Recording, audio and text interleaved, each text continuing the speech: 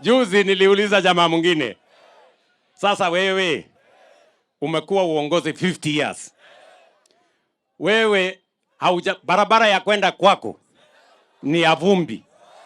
Umekuwa uongozi 50 years.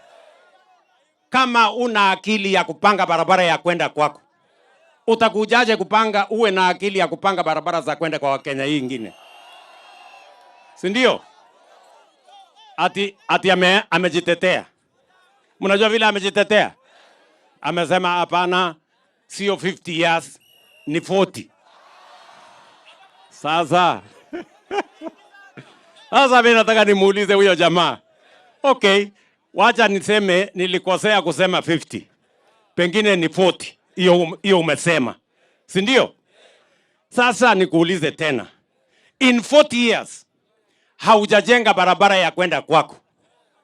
Unahitaji miaka ngapi? Kwa sababu 40 inaonekana ni kidogo. Unahitaji miaka 100 ngapi ndio uweze kujenga barabara ya kwenda kwako? Na kama unahitaji miaka 100 na hii ya Wakenya, si utahitaji miaka 1000 ndio uweze kupanga ya kwenda kwa Wakenya wengine? Huyo mtu wako na akili kweli?